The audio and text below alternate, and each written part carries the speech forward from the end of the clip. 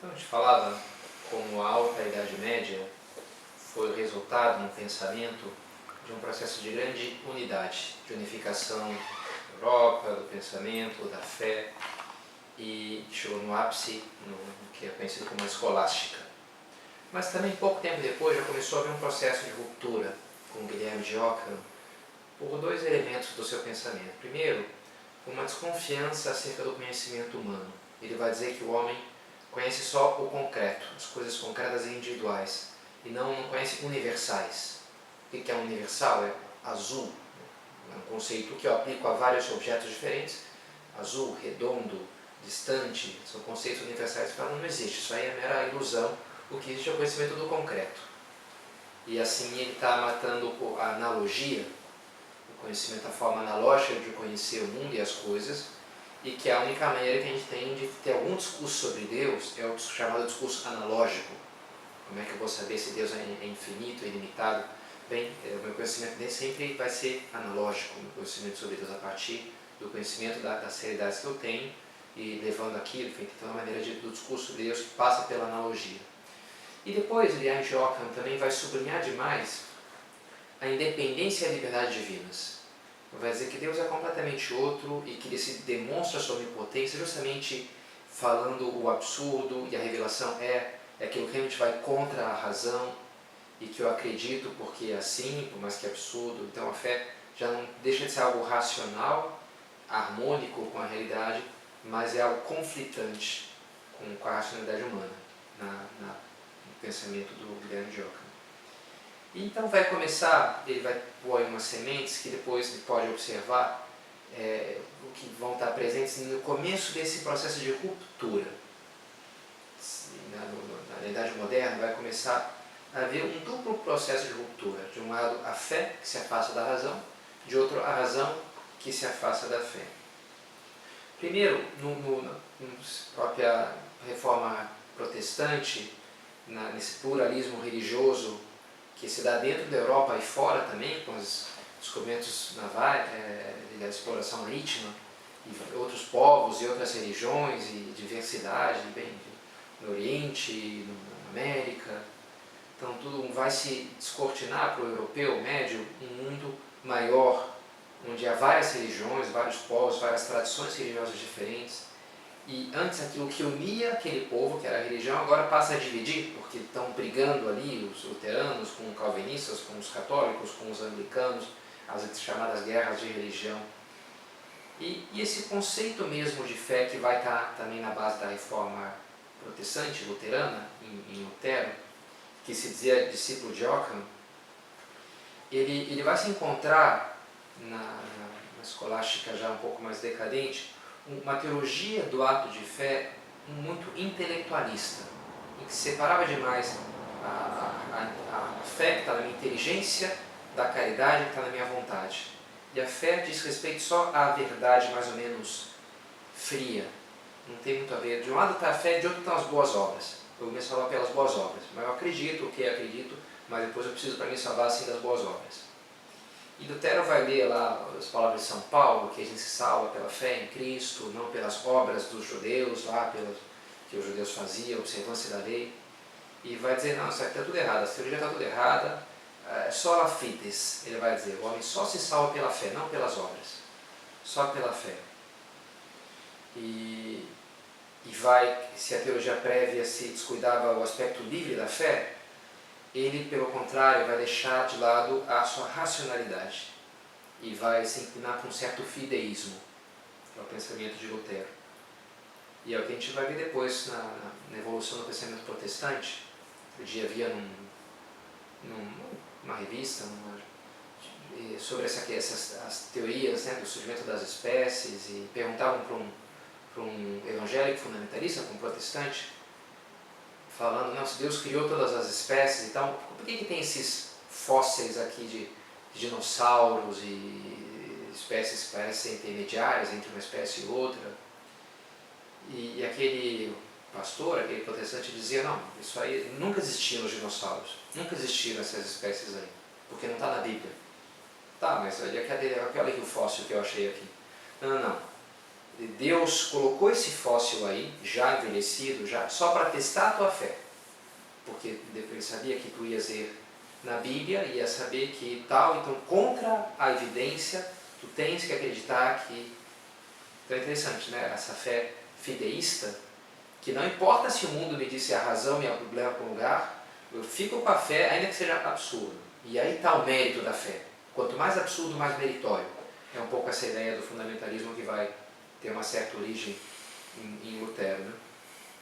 E nessa linha ele dizia que era preciso descontaminar a teologia e a fé da filosofia grega, que tinha sido contaminada por essas categorias gregas. Era preciso fazer uma deshelenização da fé. E não foi difícil, não é difícil enxergar que havia todo um risco aí, porque como o primeiro momento da fé foi expressar-se no grego e os primeiros concílios que Lutero aceitava, querer jogar fora isso implicaria jogar fora boa parte da própria fé também, das coisas essenciais da fé. E é o que vai acontecer, não próprio com Lutero. Lutero ele vai perceber esse risco e não vai aprofundar muito nessa ideia. Ele vai aceitar os concílios, homoúsios, que a gente falava, né, consubstancial, vai aceitar uma série de coisas. Mas essa tendência vai ficar ali presente, sobretudo no século XIX, no chamado protestantismo liberal. A fé vai ser reduzida a uma mensagem moral difusa. Um professor meu de Bíblia, lá na Espanha, contava a piadinha, né, dos biblistas, que vieram muitos desse liberalismo protestante do século XIX, uma leitura muito racional e que despia a fé, lê a Bíblia, tira tudo que é milagre, joga fora. Então não existe, faz uma leitura assim bastante seca, né, que não sobra praticamente nada. E ele dizia, né, que numa desses departamentos de Bíblia, era Natal, puseram lá um presépio, e aí passou um professor de hermenêutica, de exegética, e viu lá os anjos e falou, não, os anjos aqui, na verdade não existiram, isso foi apenas uma figura de linguagem. E aí tirou os anjos, aí outros lá tinham os pastores e tinham os 6 magos. Isso aqui é um midrash, é uma maneira judia de expressar, mas na verdade isso aqui nunca aconteceu. Então tirou pastores, tirou não sei o que, cada um que passava tirava alguma coisa. E aí passou o último professor, tinha sobrado só uma luzinha tênue, assim, lá no fundo, uma coisa bem... A única coisa que sobrou, né? Um pouco a piada aqui, é toda essa racionalização do liberalismo, do protestantismo liberal do século XIX, não sobra nada, né? Não sobra nada de fé. Quando quer descontaminar a fé dessas contaminações filosóficas, o resultado acaba sendo isso, né? Que não sobra nada da própria fé. Mas enfim, é o que eu estou discorrendo um pouquinho. Então, esse processo em que a fé quer se afastar da razão. A fé diz, toma cuidado com a razão, toma cuidado, não te contamines com esse vírus aqui da filosofia humana, o pensamento humano, a fé bíblica pura, um pouco é isso aí Lutero, né? Agora, de outro lado, vai ter um momento oposto, da razão que vai dizer não para a fé, que vai dizer, eu preciso me separar disso daqui porque isso está me atrapalhando. O chamado processo de autolimitação da razão. Ratzinger vai chamá-lo assim. Antes havia uma grande unidade, como a gente dizia, até o estudo da natureza, de física, a gente chamaria hoje de física, biologia, conhecia-se na Idade Média como filosofia da natureza e usava o mesmo método que as outras partes da filosofia. Estudavam os grandes autores, se debatia. E aí começa a ter uma atitude um pouco diferente. Por exemplo, Galileu vai dizer, parece-me que nessas disputas sobre os problemas naturais não seria preciso, não era bom começar pela autoridade das passagens da Escritura, mas sim pela experiência sensível e as demonstrações necessárias. E vai começar, não tanto com Galileu, mas com outros autores, melhores cientistas, a chamada revolução científica, e que vai ter um efeito no pensamento humano, que é esse redimensionamento da racionalidade. Esse redimensionamento vai se dar, sobretudo, a partir da conjunção de 2 elementos. Por um lado, a experiência, prática, física, o empirismo, e de outro, a matemática. A ciência moderna vai nascer da junção dessas 2 coisas, empirismo e expressão matemática. Um personagem importante aí é Descartes, né? Esse René Descartes, esse matemático francês. E a história é interessante, né? Ele estudou num colégio lá de religiosos, e uma época que ele viveu, ele pegou umas discussões teológicas, que parece que era a controvérsia de Auxílios, sobre, contrapondo, por um lado, a liberdade humana, por outro, a onipotência divina, como é que o homem pode ser livre se Deus é onipotente, como é que Deus é onipotente se o homem é livre, e alguns sublinhavam mais a liberdade, outros sublinhavam mais. Então havia diferentes correntes teológicas que brigavam. O Papa chegou até a dizer uma hora, proibiu eles de continuar com aquela discussão teológica, porque eram umas miudezas, umas coisinhas, mas que não, e eles quase se matando, né, por aquilo. As duas posturas são válidas, o Papa tratou de explicar aquilo. Né? E ele via tanto gasto de energia com aquelas discussões que lhe pareciam muito absurdas sobre questiúnculas e termos, que nem sabia bem o que significava aquilo. E ele começou a descobrir a matemática e se enamorar da matemática. E ele virou um grande matemático de fato. Qual que é a grande sacada genial de Descartes? É o plano cartesiano. O nome deve-se a ele, né? Cartesiano. E por que isso foi uma grande sacada? Porque ele conectou duas grandes áreas da matemática, que são os números e os desenhos, a geometria e a aritmética. E como a aritmética é muito mais avançada, o plano cartesiano ele translada uma coisa para outra. Ele pega um desenho, que é um círculo ou uma reta, e ele escreve aquilo numa equação. Y igual a x mais b, isso é uma reta. Ou uma parábola, né? Uma equação de segundo grau, ou um círculo, x ao quadrado mais y ao quadrado é igual a r ao quadrado. Então define ali os pontos do plano, define um círculo. E ele fazendo essa tradução que ele inventou entre esses dois mundos, ele foi capaz, numa noite de insônia, de resolver vários postulados da geometria que estavam desde a época antes de Cristo, em aberto, ninguém tinha conseguido provar aquilo, e ele conseguiu provar vários numa noite só. Pessoas tinham passado a vida inteira querendo provar e não tinham conseguido. E ele pegou aqueles problemas da geometria, jogou para a aritmética, resolveu ali e devolveu, olha, está aprovado. Então foi uma coisa assim, eureka, né? Foi uma dessas sacadas geniais, e que parece ter subido um pouquinho a cabeça do René. Porque ele começou, ele falou, bem, achei aqui a matemática, não essas coisas de teologia, essas filosofias, esses termos tão esquisitos aí. A matemática é o conhecimento certo, e a certeza e a clareza, certo e distinto, tem as claras e distintas. E com isso aqui, então, a gente vai explicar tudo, a gente vai acertar tudo. E ele chegou até a pensar isso, né, que ele ia descobrir todos os mistérios da vida humana, porque ele tinha descoberto o método científico, e com esse método chegava na verdade infalivelmente. E é interessante, ele fala, bem, então, como eu estou chamado a desvendar toda a verdade para a raça humana, eu tenho um problema que é o que eu morro, eu tenho uma idade, vou ver um tempo, vou morrer. Então, primeiro eu vou começar a estudar a medicina para saber como é que funciona o corpo humano e assim viver indefinidamente, e assim ter tempo para desvendar todos os mistérios da vida.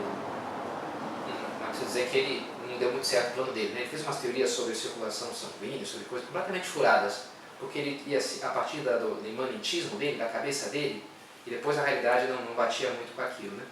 Mas esse é o Descartes.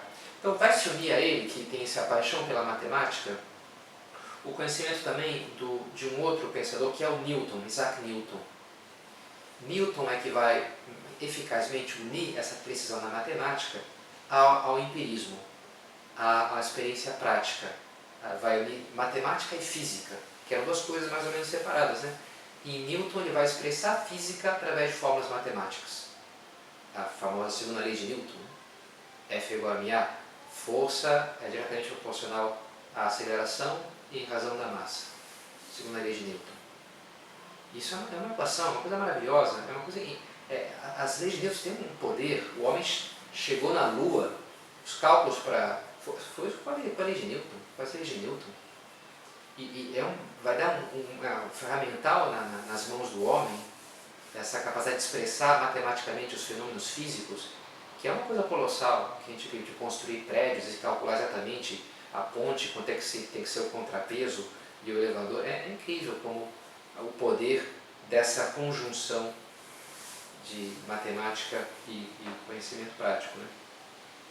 Então isso, a chamada Revolução Científica, vai ter todo um impacto muito grande na maneira de pensar o mundo e o conhecimento humano, que vai levar várias pessoas a dizer, bem, a gente chegou agora na maneira de conhecer que é a maneira perfeita, que é a maneira certa, um pouco aquilo do Descartes que a gente falava, que vai levar continuamente o homem ao progresso contínuo e à felicidade, ordem e progresso, é o lema da nossa bandeira, o lema positivista de Augusto Comte, que vai ter toda essa postura de trás, olha, a gente mantendo as coisas em ordem, conhecimento certo, vai ser um progresso contínuo, o mundo vai ser cada vez melhor, vai ter cada vez mais comida, a tecnologia vai resolver os problemas nossos de saúde, e se opondo, que isso tudo vai crescer, se opondo em certo sentido à filosofia, a metafísica passa a ser vista como palavras vazias, e a religião como regente anterior da sociedade, e que agora tinha que ficar para trás para deixar que a razão imperasse. Na Revolução Francesa eles vão ter isso, né? Deus a razão, vão destronar ali Nossa Senhora, Jesus Cristo, o crucifixo e entronar Deus a razão, o homem livre, guiado unicamente pela sua razão. Agora sim, deixa de lado o obscurantismo da fé e desses conhecimentos que são desconhecimento, e vamos então nos abrir para uma realidade mais profunda, que é o que a razão e a ciência são capazes de nos conduzir. Então, é esse outro processo que vai ser a origem de toda essa separação da razão que vai querer se separar da fé. Isso vai chegar então, já podemos entrar agora no século XX, o século passado, já um pouco mais contemporaneamente, em que vai haver uma ruptura disso daí. Vai começar o século XX com a chamada crise da razão.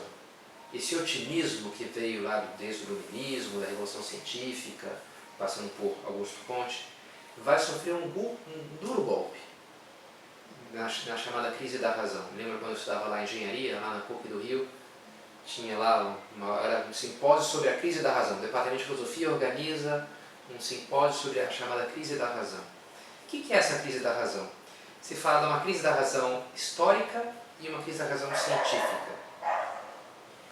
Por um lado, o que é a crise da razão histórica? É ver que na prática não se deu aquele progresso contínuo. Que daqui a pouco tu tens guerras mundiais, uma corrida nuclear, em que essa ciência que prometia resolver todos os problemas da vida humana levou a uma situação que ela pode destruir toda a vida humana no planeta, como nunca antes. Da noite para o dia, pode amanhecer e não ter mais ninguém sobre a Terra, porque o americano lá apertou o botão e o russo também, e daqui a pouco começou um negócio e foi o fim do mundo. Então onde é que está esse progresso? Se viram guerras que nunca se tinham visto, de uma devastação que nunca tinha visto antes, as guerras mundiais. Então começou a ver, por um lado, isso é a crise da razão histórica, e por outro também a crise da razão científica, uma coisa mais teórica, de enxergar que, sobretudo, eu atribuo muito a Einstein, quando corrige Newton, porque de uma maneira Einstein corrige Newton. F é igual a MA, vão fazer umas experiências no começo do século e vão ver que não é bem assim. Em alguns casos isso falha. E aí, então Einstein vai criar a teoria da relatividade para explicar como é que é isso, né? Para corrigir, para dizer, bem, então, isso funciona, mas na verdade isso é uma aproximação, F não é exatamente igual a MA, aí vai toda uma teoria para explicar, para corrigir Newton. Agora, isso pode parecer algo simples, mas filosoficamente foi algo muito impactante. Porque alguém diria, como assim corrigir Newton? Como assim? O método científico não nos leva a verdades necessárias, não nos leva a uma segurança material das coisas. Como tu agora vens me dizer que está errado? Como assim? Isso aqui também está errado? Então, não tem como a gente saber o que está certo e o que está errado? Então, não foi nem isso que está me dizendo. E de uma maneira assim, essa é a chamada crise da razão científica, né? Que vai gerar toda uma maneira de estar, essa crise da razão como um todo, de uma certa aversão à certeza. Jean-François Lyotard vai falar da pós-modernidade, várias tentativas de explicar o que a gente vive aí a partir do século XX, né? Que é a crise das metanarrações, essas ideias que se tem, por exemplo, o marxismo. Eu achei a explicação aqui da sociedade, e vão tentar fazer uma guerra que vai explicar agora sim, e aquilo vai criar uma coisa horrível, né? Então, pessoas que acreditam muito na sua razão vão produzir coisas terríveis. E esse otimismo racionalístico que é preciso acabar, o dogma iluminista da sola ratio, que importa a razão, tem que ir para o lixo, porque isso aqui é muito perigoso. É o famoso pensamento do Di Vattimo, o pensiero debole, o pensamento débil, que vai dizer que quem precisa é um pensamento mais débil, não aquele pensamento forte, é assim, chegamos à verdade. Não, não é bem assim, pega leve, um pouco esse clima, né? Querer acabar com esse pensamento, o espírito apaixonado nos séculos precedentes, né, da verdade, da razão, e uma coisa mais prática, mais das coisas, do que é isso, se concorda, não concorda. Isso vai entrar também na igreja, a gente poderia dizer, um certo anti-intelectualismo na própria igreja, na fé cristã. A gente falava da coisa do o segundo ferrão, lembra das formigas, né? Como é que é Deus? Deus tem 2 ferrões. Você está falando, né? É impossível falar sobre Deus. E teve aspectos positivos, por exemplo, no Concílio Vaticano II, de se abandonar uma postura apologética beligerante, valorizar mais os aspectos positivos do interlocutor, também a dimensão subjetiva da fé, mas sem dúvida que trouxe exageros. Por exemplo, no ecumenismo, dos erros do ecumenismo é isso, né? A doutrina divide, o serviço une. É importante deixar de lado a doutrina e pôr de frente à ação, não a ortodoxia, mas a ortopraxis, o fazer, o realizar as coisas. Dizia esse teólogo Bruno Forte, a busca da relevância histórica ao preço da perda da identidade evangélica demonstrou ser, de todos os modos, um risco real, que produziu dolorosas reduções da palavra e da vida, da fé, a meras coordenadas mundanas. As últimas décadas demonstraram a alto preço como um amor sem verdade perde-se, inclusive a si mesmo, analogamente como uma verdade sem amor que acaba sendo incapaz de radiação e de credibilidade. Fé sem amor, amor sem verdade. Fé sem verdade ou verdade sem amor? Verdade sem amor, amor sem verdade. Não dá para ser as duas coisas, né? Tem que ser as duas coisas juntas. Não dá para... teologia da libertação, daria para um pouco, eu leio aqui essas palavras de Bruno Forte, me lembra isso daí, né? O que importa é a relevância, o que importa é fazer algo, transformar a sociedade, não ficar fechado aí rezando, vamos transformar esse mundo, vamos fazer um mundo melhor, justiça social, um pouco isso é o grito da teologia da libertação, muito com uma teoria marxista, né, dizendo como atingir essa justiça social, né? E que se deixa de lado a doutrina, conhecimento da Bíblia, o que importa, isso é apenas um discurso para motivar as pessoas, para que elas façam a revolução, para que elas sejam marxistas como eu sou, mais ou menos isso é a teologia da libertação, né? E que deixa de lado, lógico, a doutrina e a exposição da fé. Dizia o Papa João Paulo II, na Fides et Ratio, a fé privada da razão sublinhou o sentimento e a experiência, correndo o risco de deixar de ser uma proposta universal e cair no sentimentalismo, né? No Brasil, a gente tem um pouco aí nos frutos disso, né? Um cristianismo um pouco sentimental. O que importa é a emoção, o que importa é o sentir. E não, lógico, tem emoção, tem, claro, mas é preciso que haja também verdade, né? Dizia Edith Stein, Santa Edith Stein, filósofa, não aceitar nada como verdade que seja privado de amor. Não aceitar nada como amor que seja privado de verdade. Uma coisa sem a outra torna-se uma mentira destrutiva. Tem que dar as duas coisas. Cristo é o caminho, a verdade e a vida. Não posso escolher só a doutrina, mas não a oração, não só a oração, isso é moral, mas não doutrina, não. Tudo, né? Não podemos desistir da verdade. O cardeal Ratzinger vai falar muito disso, né? Olha, um cego de nascença sabe que não nasceu para ser cego e, consequentemente, não desistirá de se interrogar sobre o porquê da sua cegueira e sobre como dela sair. Só aparentemente o homem se resignou ao veredito de ter nascido cego para a verdade, ou seja, para o que mais interessa em nossa vida. A gente sempre vai buscar a verdade, é assim. E é interessante, porque tem que ser um homem de fé, como é esse pensador Ratzinger, que vai defender a razão para os homens da razão. A fé, o cristianismo, de alguma maneira, está hoje defendendo a validade do conhecimento mesmo humano, para que ele possa, inclusive, se sustentar. Porque a igreja, ele entende que ele precisa da razão. A fé é algo racional. E sem a razão, a fé não funciona. Diz a Fides et Ratio, é ilusório, é ilusão pensar que a fé, ante uma razão débil, tenha mais insensibilidade. Ao contrário, cai no grave perigo de ser reduzida ao mito ou superstição, que é, muitas pessoas encaram o cristianismo hoje assim, né? Mito, superstição. E é um resultado lógico dessa crise da razão, de deixar de lado o valor do pensamento humano. Mas vamos então parar por aqui, continuamos na próxima aula.